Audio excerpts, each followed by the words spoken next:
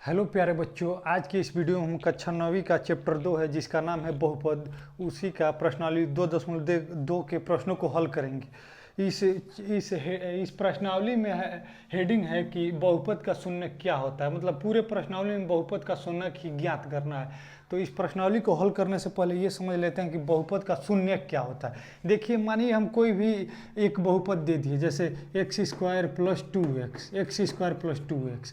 इसका पूछ दिया बहुपद क्या होता है। मतलब इस पूरे बहुपद में कोई ऐसी इस चर, ये क्या है, ये चर संख्या, चर राशि है और ये अचर राशि है। तो चर राशि के स्थान पे कोई ऐसी वास्तविक संख्या रखे जिससे इस पूरे बहुपद का मान कितना आ जाए, 0 आ जाए। उसे ही क्या कहते हैं, उसे ही कहते हैं बहुपद का शून्य। तो बहुपद के शून्य की परिभाषा क्या हो जाएगी, बहुपद के शून्य की परिभाषा क्या हो जाएगी, इसकी परिभाषा लिख लीजिए आप लोग। परिभाषा हो जाएगा किसी बहुपद में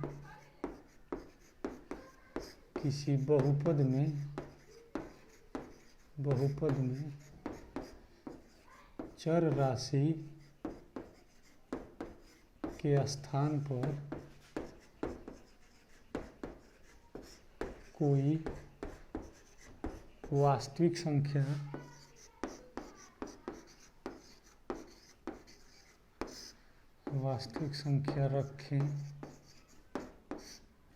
संख्या रखने पर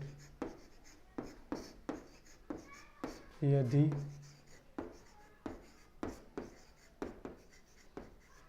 बहुपद का मान शून्य आए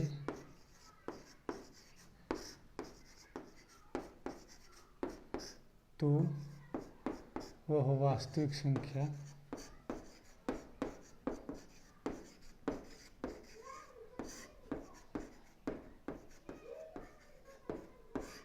उस बहुपद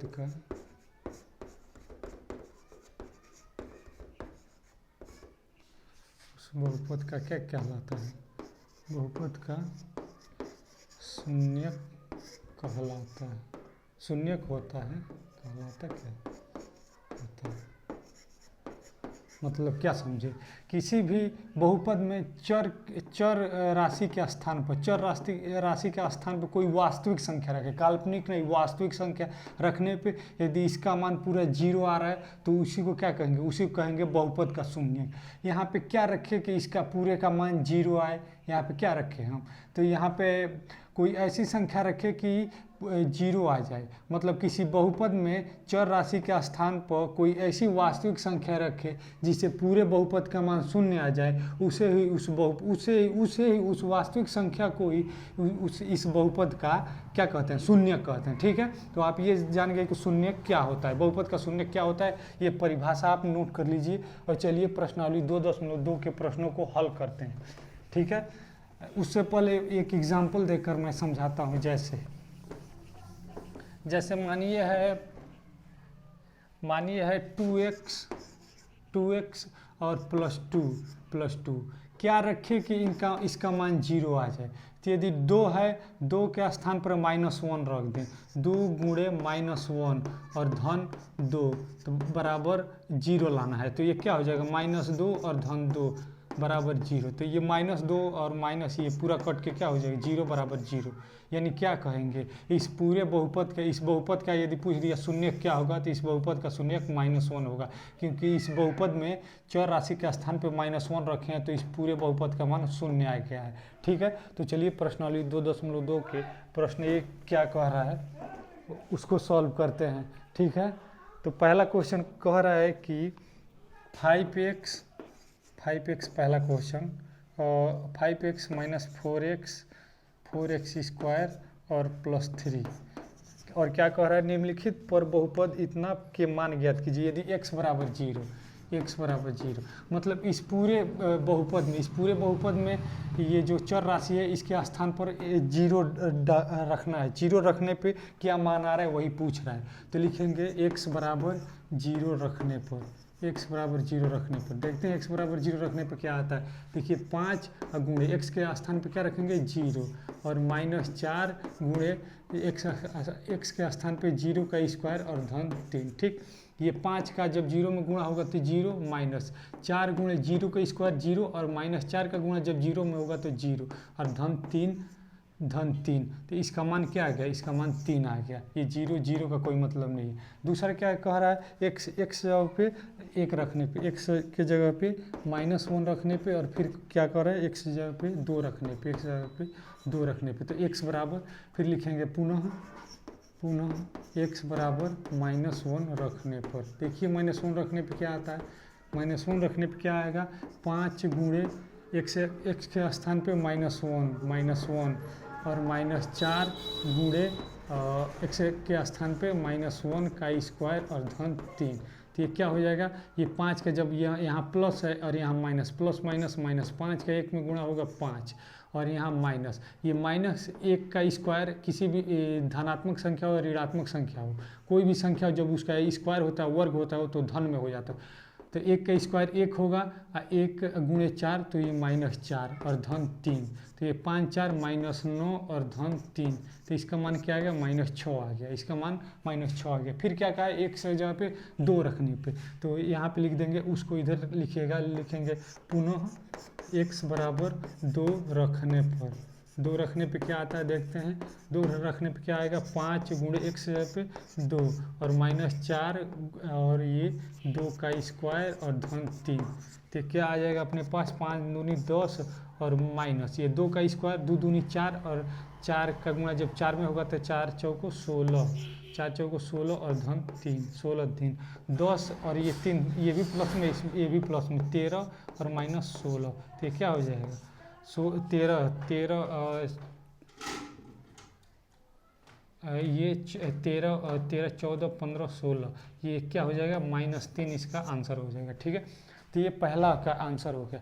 ठीक है, दूसरा का बाकी सब क्वेश्चन का मैं एक एक क्वेश्चन बता दे रहा हूँ और बाकी आप होमवर्क में कर लीजिएगा, बाकी आप खुद से कीजिएगा, समझ में आ गया होगा। वैसे दूसरा क्वेश्चन क्या कह रहा है, निम्नलिखित बहुपद में से प्रत्येक बहुपद के लिए P0, P1 और P2 ज्ञात कीजिए। मतलब ये Py हमको एक बहुपद दिया है, Py बराबर क्या, Py बराबर, जैसे मैं दूसरा कर रहा हूँ, दूसरा कर रहा हूँ, दूसरा Py बराबर क्या दिया है, 2 प्लस टी और plus 2t square minus T cube. ठीक है, और कह रहा है p की जगह पे P0 ज्ञात कीजिए, क्या P0 ज्ञात कीजिए, और क्या P1 ज्ञात कीजिए, P1 और क्या कह रहा है, और कह रहा है कि P2 ज्ञात कीजिए। ठीक, तो इस चर राशि जो है Py, मतलब y नहीं Pt यहाँ पे रहेगा, Pt है, सॉरी गलती से लिख दिए हैं, टी के स्थान पे एक बार 0 रखेंगे, फिर 1 रखेंगे और फिर 2 रखेंगे, देखते हैं मान क्या आता है। ठीक है, तो सबसे पहले लिखेंगे टी बराबर 0 रखने पर, 0 रखने पे क्या आता है, 0 रखने पे क्या आएगा, 2 प्लस टी के स्थान पे 0 और धन 2 गुणे 0 का स्क्वायर माइनस 0 का क्यूब। ठीक, तो ये दो हो जाएगा, ये 0 का कोई मतलब नहीं, 0 का स्क्वायर 0 और 0 का जब 2 में गुणा करेंगे, 2 से 0 में गुणा करेंगे तो ये भी 0 और 0 का क्यूब 0, तो इसका आंसर आ गया 2। अब क्या लिखेंगे, पुनः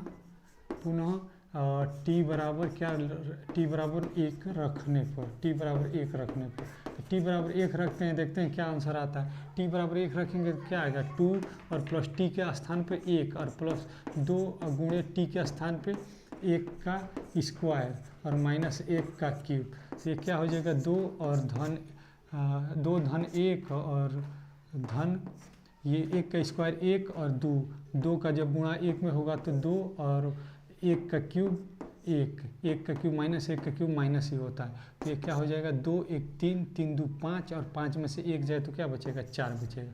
और फिर p के जगह P2 ज्ञात करना है, तो क्या लिखेंगे, पुनः t बराबर 2 रखने पर, 2 रखने पे देखते हैं क्या आता है। 2 रखने पे क्या आएगा, 2 और प्लस टी के स्थान पे 2 और प्लस 2 इंटू 2 का स्क्वायर और 2 का क्यूब। ठीक, तो ये क्या हो जाएगा, 2 और धन 2 और धन 2 का स्क्वायर 4 और 4 दूनी 8 और ऋण 2 का क्यूब 2 दूनी 4 दूनी 8। तो ये +8 और -8 ये यहीं से ख़त्म हो गया, ठीक। और 2 2 4, इसका आंसर क्या आ गया 4। बाकी क्वेश्चन है तो आप एक बार यहाँ पे जैसे PY है तो PY के स्थान पे एक बार 0 रखेंगे, फिर 1 रखेंगे, फिर 2 रखेंगे, मान आ जाएगा। फिर तीसरा क्वेश्चन है x³ तो PX हो जाएगा, तो PX के x के जगह पे एक बार 0 रखेंगे, फिर एक बार 1 रखेंगे और एक बार 2 रखेंगे। इसी प्रकार चौथा क्वेश्चन है, ठीक। तो x के स्थान पे एक बार 0, एक बार 1, एक बार 2 रख के देखेंगे क्या आंसर आता है, ठीक है। तो दूसरे क्वेश्चन बाकी सब आप लोग कर लीजिएगा, होमवर्क करेंगे। जब तक आपने स्वयं नहीं करेंगे तब तक आपको नहीं आएगा, ठीक है। तो एक बता दिए हैं, आप लोग को समझ में आ गया होगा और बाकी आप स्वयं से करिएगा। देखिए तीसरा क्वेश्चन क्या कह रहा है। तीसरा क्वेश्चन कह रहा है सत्यापित कीजिए कि दिखाए गए मान निम्नलिखित स्थितियों में संगत बहुपद के शून्यक है। यानी एक बहुपद दे दिया है और उसका मान दे दिया है, उसका शून्यक दे दिया है। यदि ये मान रखने पर इस बहुपद में पूरे बहुपद का मान शून्य आता है तो कहेंगे शून्यक है, और नहीं आता है तो कहेंगे नहीं है। तो तीसरा का पहला लगाते हैं। तीसरा का पहला क्या है, ये 3x और +1, 3x + 1 और x बराबर क्या दिया है, x बराबर दिया है -1/3। तो लिख देंगे x बराबर -1/3 रखने पर, -1/3 रखने पर देखते हैं क्या आता है। 3 और गुणे x जगह पे -1 और -1/3 और धन 1, -1/3 धन 1। तो ये क्या हो जाएगा, ये 3 का गुणा -1 में होगा तो -3/3 और धन 1, -3/3 धन 1। तो ये -3 से 3 कट जाएगा -1 बार में और धन 1।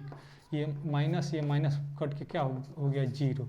तो यदि 0 आ गया तो कह देंगे हाँ बहुपद, ये x का जो मान है, x का मान इस बहुपद का शून्यक है, ठीक है। अब चौथा क्वेश्चन बाकी सब क्वेश्चन इस तीसरे का बाकी सब क्वेश्चन आप स्वयं से करिएगा।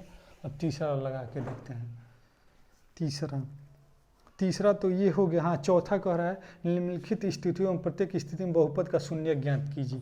ये px बराबर हमको क्या दिया है, px बराबर x धन 5। अब ये बहुपद दिया है हमको x धन 5, तो x धन 5 है, इसको किसके बराबर लाना है, 0 के बराबर। तो कोई ऐसी संख्या रखें कि इसका मान 0 आ जाए, तो x इधर प्लस में, इधर आएगा माइनस में हो जाएगा। पक्षांतर करते हैं जब 0 के इधर करते हैं, जब बराबर के किसी भी संख्या को बराबर के इधर या बराबर के इधर करते हैं, उसका चिन्ह बदल जाता है। तो ये प्लस में है, इधर आएगा माइनस में हो जाएगा, इधर आएगा तो माइनस में हो जाएगा। तो x बराबर -5। यदि मतलब क्या कह रहा है, ये बहुपद का शून्यक हो गया। यानी यदि x के स्थान पे -5 रखे तो इसका मान पूरा 0 हो जाएगा। चेक करते हैं, ये x के स्थान पे -5, तो -5 और धन 5, 5 कट के क्या आ गया 0 आ गया, यानी कहेंगे बहुपद का शून्यक है। वैसे ही मानिए दूसरा क्वेश्चन जैसे है x -5 क्या दिया है, px बराबर x -5। तो ये जो x -5 है, x -5 ये 0 के बराबर होना चाहिए। तो x बराबर क्या हो जाएगा, ये पक्षांतर होगा तो चिन्ह बदल जाएगा, तो माइनस में इधर जाएगा, प्लस में x बराबर 5। अब देखेंगे x के स्थान पे 5 रखने पे 0 आ रहा है कि नहीं, तो x के स्थान पे 5 और -5, 5 में से 5 गया, ये 0, यानी बहुपद का शून्यक है, ठीक है। वीडियो में कोई भी डाउट हो तो कमेंट करके जरूर बताएं, और वीडियो अच्छा लगे तो लाइक और चैनल को सब्सक्राइब जरूर करें। और कहीं भी दिक्कत हो तो कमेंट करके बताएं, और आपको किस टॉपिक पर वीडियो चाहिए कमेंट करके ज़रूर बताएं। Thank you.